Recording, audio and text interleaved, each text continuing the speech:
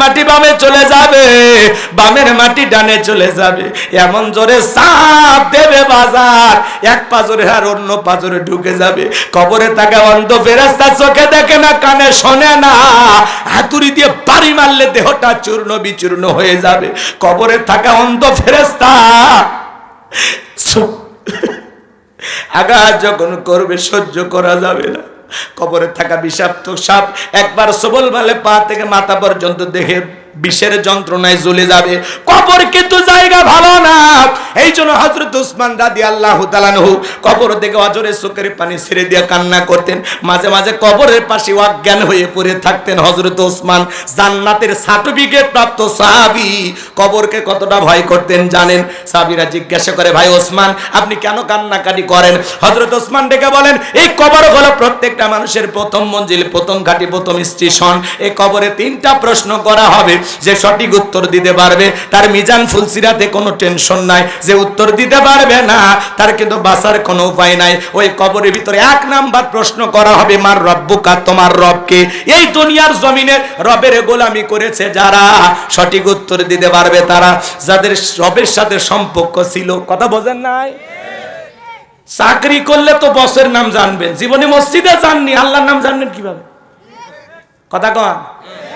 আল্লাহ এমন পরীক্ষা নেবেন, পৃথিবীর শুরুতেই প্রশ্নপত্র ফাঁস করে দিছে। কি কথা কন না কেন? প্রশ্ন কি হবে কবরে আল্লাহ আগে জানায় দিছে। আসো প্রস্তুতি নিয়ে আসো। রাগ করতেছেন? তাহলে কবরের 1 নাম্বার প্রশ্ন, মার রব্বুকা, তোমার রবকে। রব সম্পর্কে প্রশ্ন করা হবে। দুনিয়াতে কাকে কাকে প্রভু হিসেবে মানছো? ভারত, আমেরিকা, লন্ডন নাকি আল্লাহকে? হ্যাঁ, কে তোমার প্রভু, কে তোমার মনিব? আপনি কারে দেখে ভয় করেন? আল্লাহকে ভুলে আপনারা আবল তাবল বলা শুরু করছেন। রাগ করবেন না, শোনেন শোনেন, কথার সামনে যায়, মজা পাবেন। আগে বলছি শুরু তো হয়নি, 12:30টার পরে মজা পাবেন। এদিকে খেয়াল করেন বাজান গো আমার, গভীর মনোযোগ দিয়ে কথাগুলো শোনা যান। কবরের 1 নাম্বার প্রশ্ন, মার রব্বুকা, তোমার রবকে। এই দুনিয়ার জমিনে যারা রবের গোলামি করেছে, খাঁটি আমল করেছে, নেক আমল করেছে, মুমিন মুত্তাকি বান্দা যারা, খাঁটি মুসলমান যারা, রবের গোলামি করেছে যারা, 5 ওয়াক্ত সালাত আদায় করে যায় যারা, রবের সাথে যাদের সম্পর্ক ছিল, কোরআনের সাথে যাদের সম্পর্ক ছিল, যারা হলো আল্লাহর খাঁটি মুমিন মুত্তাকি বান্দা, নেক আমল করবে, খাঁটি মুসলমান হয়ে কবরে যাবে, তাদেরকে যখন প্রশ্ন করা হবে মান রব্বুকা, ওই নেককার মুমিন বান্দারা উত্তর দিয়ে বলবে রব্বি আল্লাহ, রব্বি আল্লাহ, আমার রব আমার আল্লাহ। আল্লাহু আকবার বলে। কিন্তু যাদের রবের সাথে সম্পর্ক ছিল, ভালো করে বোঝার চেষ্টা করবেন বাজান। কিন্তু যারা বলেছে খাও দাও ফুর্তি করো, দুনিয়াটা মস্ত বড়, ভদ্র মহিলা বয়স হয়ে গেছে, ভারতে পালে আছে, এরপরে মোবাইলে অডিও কল কথা বলে, আর কয় চিজ বাড়ি হে মস্কো মস্কো, হিন্দি গান বলে, জনগণকে বলে তোমরা মাঠে নামো আমি আসি। এ কথা কয় না কে? আপনি যদি মাঠেই থাকবেন তো ভারতকে কথা কর না কে? মাঝে মাঝে আমাদের আফসোস হয়, বারবার বললাম ম্যাডাম পদত্যাগ করেন, পদত্যাগ করেন। আল্লাহ বলে কিসের পদত্যাগ? এরা যে অন্যায় অপরাধ করেছে, শুধু পদত্যাগ না, আমি আল্লাহ এদেরকে দেশ ত্যাগ করতে বাধ্য করব। কথা বলেন ঠিক কিনা? ইন্না বাতশা রাব্বিকা লাশাদীদ, আল্লাহর পাকড়াও বড় কঠিন। আল্লাহ ধরে ধরে না, যেদিন ধরবে মামু বাড়ি দিল্লি গিয়ে পড়বে। কত মাহফিলে গেছি, কয় হুজুর কি দোয়া করেন, এটা মরে না, এটা হয় না, এটা হয় না, মেলা কথা বলে। আমরা ভাই অপেক্ষা করেন, ধৈর্য ধরেন, আল্লাহ বিচার করবে। কি করবেন? এটা তো পরীক্ষা চলতেছে। আমরা জনগণ যেমন, নেতাও হবে তেমন। সামনে যায় অনেক কথা বলার আছে, রাগ করেন নাকি আপনারা? তো আল্লাহর ফয়সালা একটু দেরিতে আসে, কিন্তু আল্লাহ এমন ভাবে ধরে, 1 ইঞ্চি এদিক সেদিক যাওয়ার সুযোগ নাই, খপ করে ধরে, খপ করে। কিন্তু ধরাটা আস্তে আস্তে, মানে অনেক ধীরে ধীরে আসতে, কথা কয় না, এমন ধরা ধরছে, রান্না করা ভাত খাওয়া ভাগ্যে ছুটিনি। জাতির জন্য একটু ভাষণ দিবে, দুঃখের কথা বলবে, স্বজন হারানোর ব্যথা, এই শেষ ডায়লগটা উনি দিতেই পারেনি। কিছু না হলে এটা কয়ে যেত না। কি কর, আজকে সেই ধানমন্ডি নিচে আয়না ঘর খুঁজে পাওয়া যাচ্ছে। হ্যাঁ, একজন ভিডিও করতেছে, মানুষের চোখ পাওয়া গেছে, চুল পাওয়া গেছে। কথা বল, কি মনে করছেন প্রত্যেকটা ইটে মানুষের রক্তের গন্ধ পাওয়া যাচ্ছে। রাগ করেন, রাগ করেন। তারপরে আমাদের মায়া হয়, মেয়ে মানুষ দেশের বাইরে আছে, আসেন এই দেশে, আসেন এই দেশ আপনার বাবা, এই দেশ আপনার স্বামীর, আপনি আসেন। মাঝে মাঝে যে চট করে ঢুকতে চাই, আমরা বলবো যাওয়ার আগে বলে যাননি, আসার আগে এত অভিনয় করার দরকার নাই, যে দিক দিয়ে মন চায় আপনি আসেন। এই দেশের 18 কোটি মানুষ আপনাকে স্বাগতম জানার জন্য অপেক্ষা করতেছে, আপনি আসেন।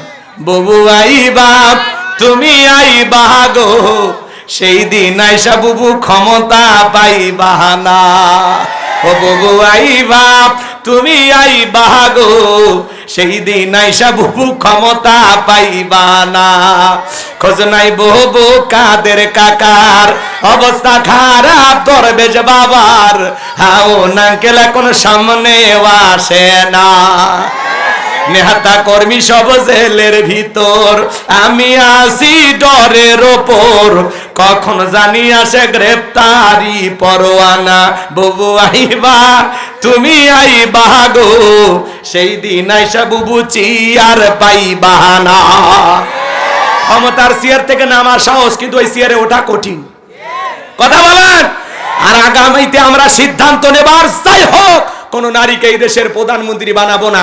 আগামীতে যেই দলেরই হোক পুরুষ প্রধানমন্ত্রী চাই, তুই হাত তুলে দেখা।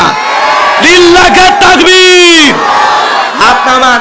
নারীদের দেখার দিন শেষ, আগামীতে পুরুষের বাংলাদেশ। কথা বলে ঠিক না? পুরুষ হবে আমাদের প্রধানমন্ত্রী, পুরুষ হবে আমাদের নেতা। কারণ মেয়ে মানুষের রাগ বেশি, জেদ বেশি। দেখেন না, স্বামীর সাথে ঝগড়া লাগে হাড়ি বাতিল ভেঙে ফেলে দেয়, স্বামী তুলে আছাড় মারে, রাগ করে বাপের বাড়ি চলে যায়, রাগ করে একটা দেশ ছুঁয়ে পালিয়ে গেছে। তাহলে রাগ কারে কয় দেখেন। অতএব ঠান্ডা মাথায় চিন্তা ভাবনা করেন ভাই, আগামীতে বুঝে শুনে সিদ্ধান্ত না লাগবে। কথা কন ঠিক কিনা? এই জন্য বাজান গো আমার, গভীর মনোযোগ শোনেন। আমি গুনাহগার যে কথা বলতে চাচ্ছিলাম, যারা বলে খাও দাও ফুর্তি করো, দুনিয়াটা মস্ত বড়, পাপের সাগরে হাঁপুটিবু খেয়েছে, শয়তানের অসহায় পরে মিসগাইড হয়েছে, ভুল পথে পরিচালিত হয়েছে, যারা গুনাহের সাগরে হাবুডুবু খেয়ে গুনাহ করতে করতে গুনাহ করতে করতে কবরে যাবে যারা, তাদেরকে যখন প্রশ্ন করা হবে মার রব্বুকা, আল্লাহর ওই অবাধ্য গোলাম বদকার গুনাহগার উত্তর দিতে পারবে না, ফ্যাল ফ্যাল করে তাকিয়ে থাকবে আর বলবে হাই হাতালা আদ্রি, আপনি কি বলেন আমি বুঝি না। চিন্তা করেন বাজার, তাহলে গুনাহ নিয়ে কি কবরে যাওয়া যাবে?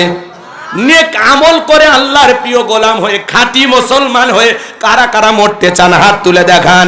আল্লাহ আমাদের সবাইকে নেক আমল করার তৌফিক দান করেন, জোরে বলেন আমিন। তাহলে আল্লাহ তাআলা বলেন ইন্নাল্লাযীনা ক্বালু রাব্বুনা আল্লাহ, নিশ্চয়ই যারা বলে আমি তাদের রব, আমাদের রব কে? আরেকটু জোরে বলেন কে? আল্লাহ আমার রব, এই রবই আমার সব। বান্দার চাওয়ার আগে সব চাওয়া পূরণ করে দেন তিনি কে?